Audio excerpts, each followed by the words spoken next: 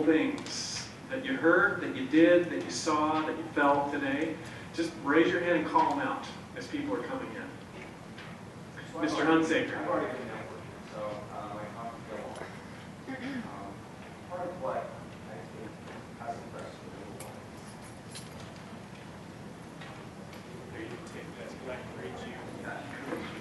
I think what's mostly impressed me today is the way that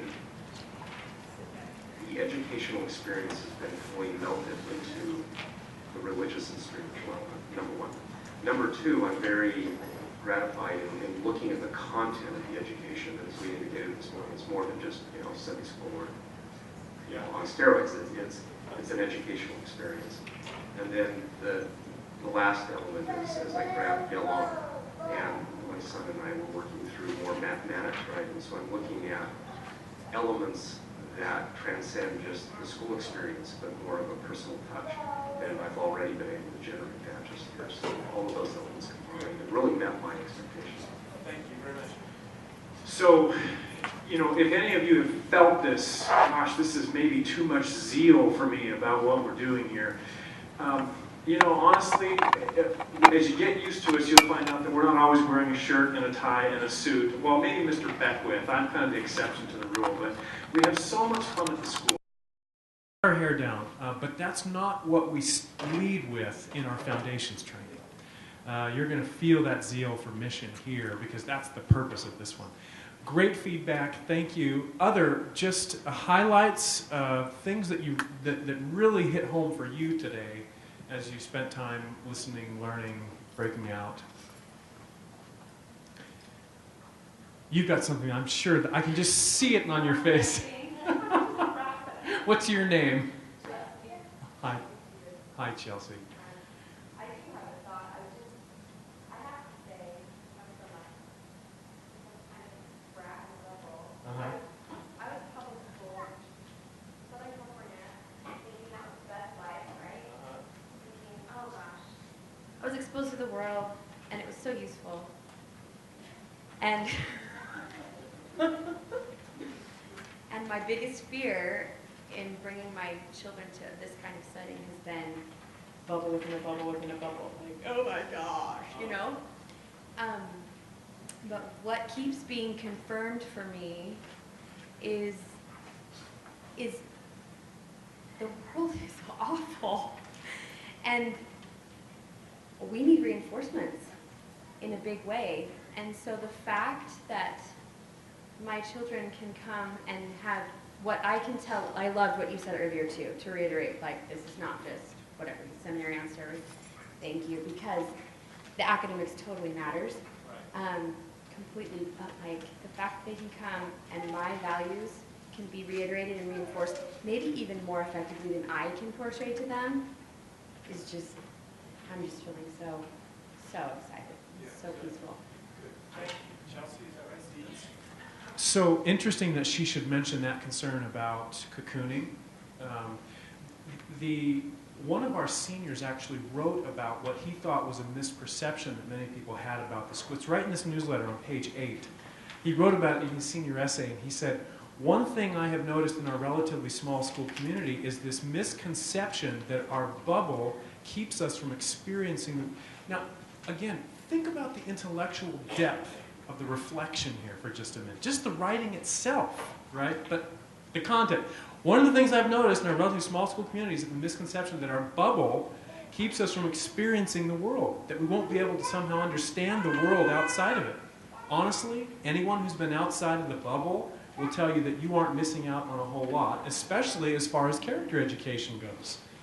The concentration may be smaller here, get this, but if you look a little, you can still find the world in all its extremes in nutshells anywhere and everywhere, even at AHS. Which is to say that with 700 students on campus, 300 after-school students, and another 700 students in 49 states and 19 countries, we are a microcosm of our community. There's no question about that. But we're doing it on our terms, if that makes sense, and not the world's terms.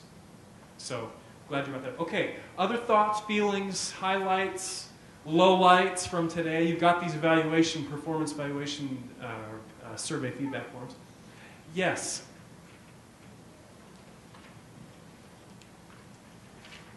I'm thinking Hannah's mom. This is Hannah's mom. Last name again? Hayward. Mrs. Hayward. I knew that. Thank you. What I really like, and this is well, I've been through the training a few times, but I love to come when I can because it's inspiring. But the thing I love that is emphasized here is that parents should be involved. The school wants us to know what our children are learning here. They want us to understand the curriculum and reinforce it at home. And having had children, some in the public school and some here, in the public school, sometimes they are trying to keep you out of the classroom. They don't want you to know some of the things that they're telling your children. That's the feeling I got, and I was not encouraged to be part of their classroom experience. So that's one thing I love, that we're being taught what our children are being taught. Good, thank you. And this is probably a good time for me to clarify. We are not, at American Heritage, we are not anti-public school. We're not out to prove some point about public schools. What we are is pro-correct principled education. And there's a difference.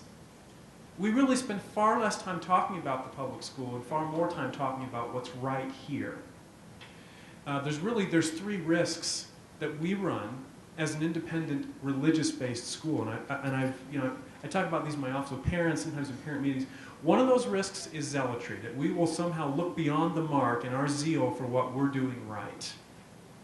Another risk is hypocrisy, that we'll say one thing and do another.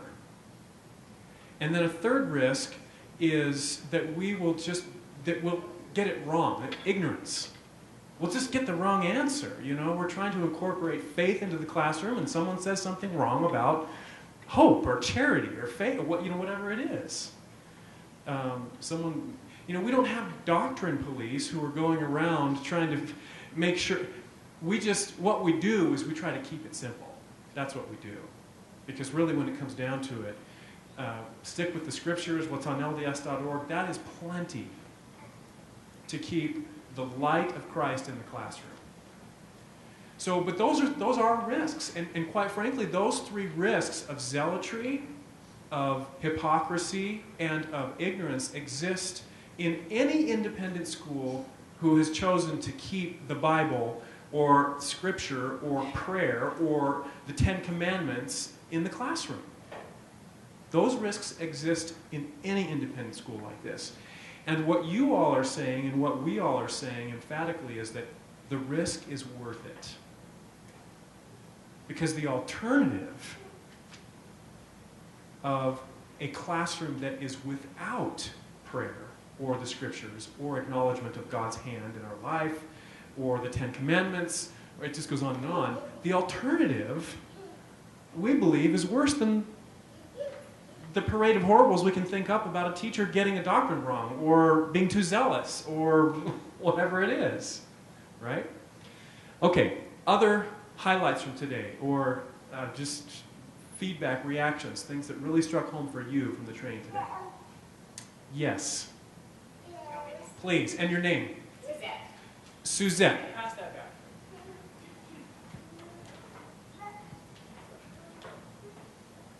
Obama's quote, I thought how scary that was, and most people will not recognize it as scary. Most people will be deceived. But if they have a good foundation of what good government looks like, and they need this kind of education in order to recognize that, they will recognize how scary that quote is, because it's a different type of government than our founding fathers were designing for us. Well, did design for us. Yeah, good. And that's something that really hit home for you. Okay, so this is another moment where I just want to add, we have a whole section in our parent handbook that is entitled Patriotic, Not Political. which means that we care a lot about American history and government and principles of education that are patriotic at their core, meaning not the flag-waving kind of appeal, but America's Christian history of patriotism, right? We are not political in the sense that we do not involve, and that's an important word, we do not involve students or parents in partisan agendas at the school. We just don't do that. We are a federally registered 501c3 organization. And if we did that kind of involvement in our school, we could lose that not-for-profit status, that tax deductibility that's important to all charities in the United States. Having said that, we still call balls and strikes when we see them when it comes to civil government.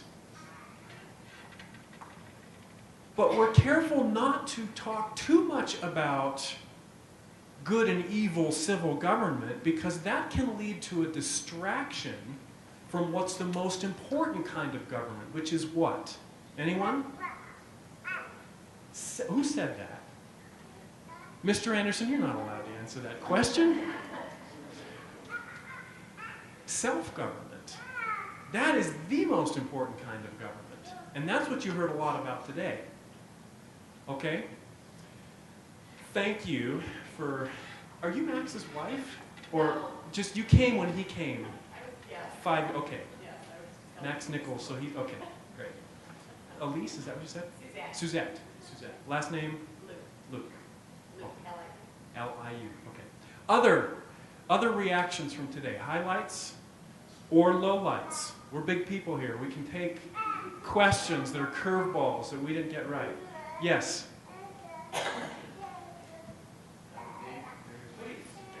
I'm Spencer Coles, Saratoga Springs.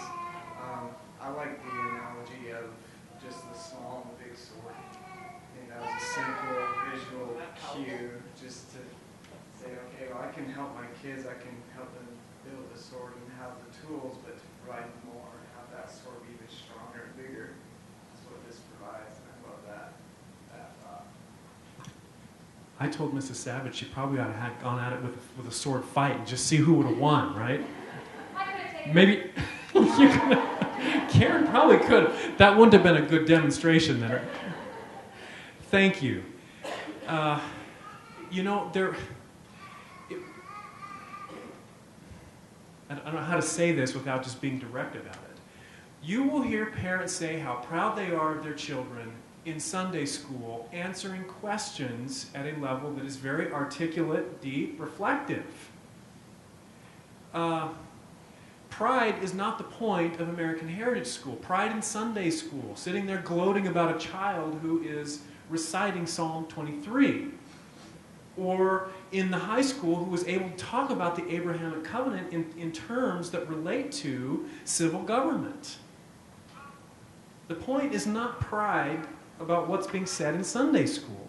The point is, it takes a lot more these days to defend right, correct principles, because there is just this tsunami of redefining what is black and white. And for our children to really be armed with an understanding of correct principles is going to save their homes. It's going to save their marriages. It's going to save their families. Especially when those kinds of correct principles are unpopular. Right? That's when it really gets hard. So, thank you. Name again? Spencer. Appreciate that. Okay. Yes, Mrs. Moore. I love what Stan Swin said about heritage having the opposite, or that never thought of it before, what it said.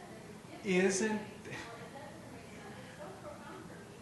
Just the idea of what heritage really means, getting people to work study or something, and really being able to focus on that. That was really profound for me. Think about what the founders pledged to their posterity. It's the last paragraph in the Great American Declaration of Independence. We pledge our lives, our fortunes, and our sacred honor, thank you, Mrs. Brinkerhoff, to our children, which meant they were willing to go to the gallows if necessary. Those signers were signing their own death warrants, going to the gallows if necessary to give their children liberty and freedom.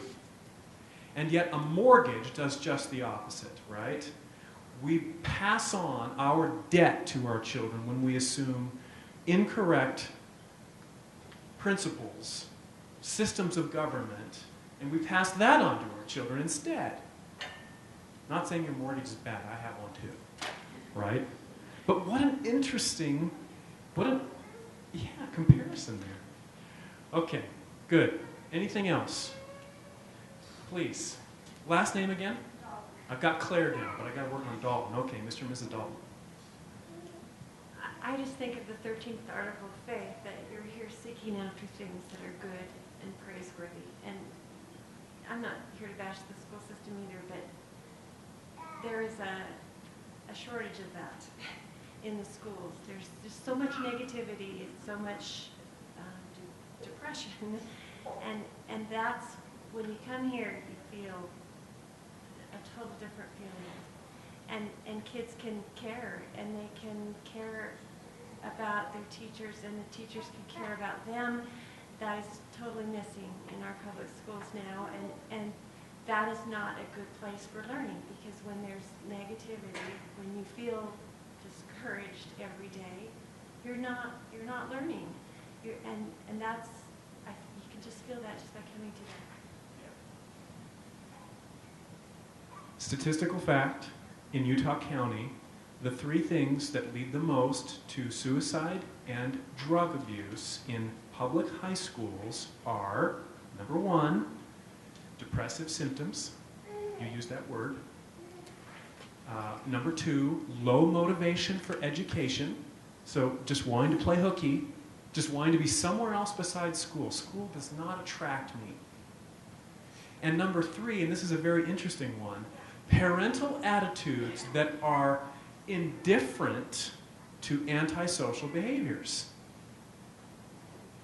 Those are the three highest correlative factors to suicide and drug abuse in high school students in Utah County. That's from a Utah County Drug Force Task Officer. And here's the other interesting one. The factor that protects our children the most, the highest correlation with protecting our children from suicide and drug abuse, is religiosity. From that same study. Think about that for just a minute. What does that mean about the role of religion in the public square, in the public school? What it ought to be, at least. What it could be. We're not just talking about a choice of different worldviews. We're talking about safety and security of our children. But Washington knew it. George Washington knew this. This is exactly why he said that he apprehended the dangers of a society that would disconnect religion from the public square. He warned about it in his farewell address. So, thank you very much for bringing that up. Other take-homes today. Yes, Mrs. Norton. I'm just really excited about the faith that the school has in the parents, because I feel like when my kids have been involved in other situations, everything was so secretive about the methodologies and the philosophies of the school that the parents weren't capable enough to be able to understand, because they weren't qualified teachers. And so I'm really excited for my own education as I follow along with my children, and as I follow along and try to help them at how I'm going to learn, and then that will be a cycle that I'll then be able to reciprocate back to them. Wonderful. American Heritage School and Family Education Center. Family Education Center. Because our children, no matter what we try to teach them in the classroom, learn most from, guess who? Mom and Dad. You are their first and best and most influential teachers. And until you and we agree, until the Christian home and the Christian church and the Christian school are united with each other, there will be a lack of integrity in their education. We all think about having to detox our children from what they're learning in various settings, whether it's school or other places, right? We want to try to find a way to do education without them having to detox. So thank you for that very much. And by the time you're done being a parent here, if and when that is, you may squeal a little bit how much training we do for parents. I hope you don't mind. This is a small group, but we do this over and over and over for many different parents in many different settings. So thank you for being here today. Those who aren't will still get this opportunity. We have a whole cycle of training throughout the year. So, okay, other impressions, thoughts, learning points, please. Mrs.? One of the things that I appreciate about the school is the development of character. It's the thing that they will take with them. They could forget everything they learned, history lessons, how to do algebra, whatever. You get out into life and you don't use it again. You may forget that. But what they will not forget is who they have become. And becoming is really, I love to share this quotation from Michelangelo, that we as teachers and parents do not view our children, talk about the Christian idea of the child, we do not view our children as coming to us empty and we're going to fill them up with everything we know.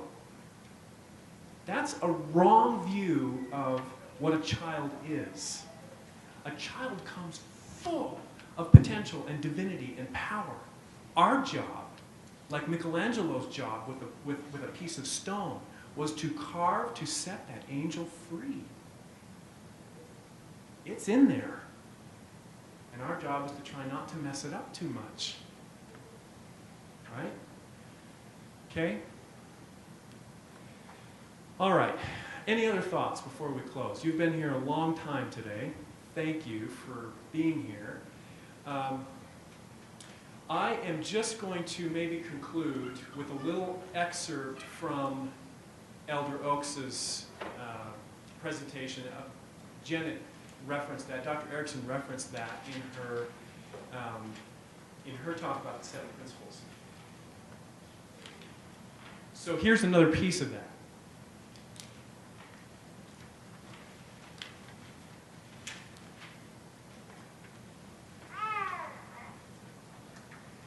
He said, "Our society is not held together primarily by law and its enforcement, but most importantly by those who voluntarily obey the unenforceable because of their internalized norms of righteous or correct behavior."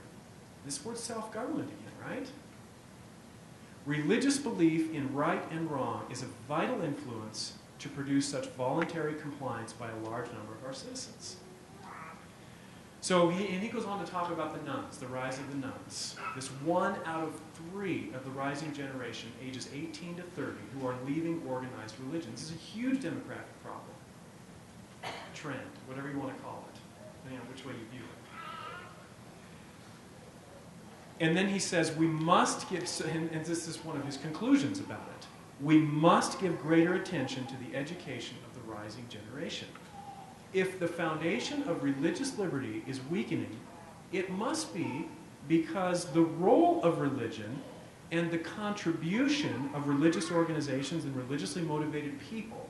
Now, we get the fact that we are not the church. American Heritage School is not the church. We're not sponsored by the church. We're not explicitly endorsed by the church.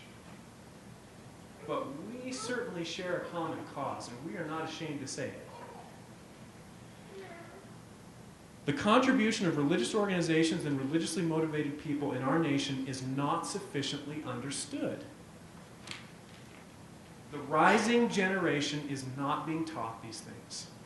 I believe that a study of the treatment of religion in elementary and secondary textbooks over the last half-century would show a significant decline in the description and stated importance of religion in the founding of our nation and the progress of our civilization. A generation ago, an influential public education group joined others in calling for action by educators, textbook publishers, and civic leaders to halt what they called the rigorous exclusion of religion from school textbooks and curriculum. Scholars of education advise me that the current problem is not so much the exclusion of religion, but its presentation in a critical or biased way that minimizes its influence. So, welcome to American Heritage. We will not criticize religion, the hand of God in the classroom, quite the opposite. We will hold it as being the standard for proper self-government, home government, municipal government, national government, and we know that it makes a difference. We see that in our graduates. Nearly 100% of them are on missions or in college or married in temple. Not something that we're bragging about as a matter of righteous pride, but another fruit of this kind of education. So thank you for being here. If you put those forms in a box that we have out here, we do take this feedback seriously. What you've experienced today is a process of many years of getting feedback like this, and we know we can still improve it. Let's go ahead and close with a prayer. And Rachel, so good to have you, one of our graduates. Actually from our charter class, right? Weren't you in the class of 2011? Or were you the next year? Yes. So she was part of the first graduating high school class of American Heritage 2011. Could you offer that closing prayer for us, Rachel? Thank you very much. Rachel is at, I want to say Weber. Are you at Weber right now? Okay.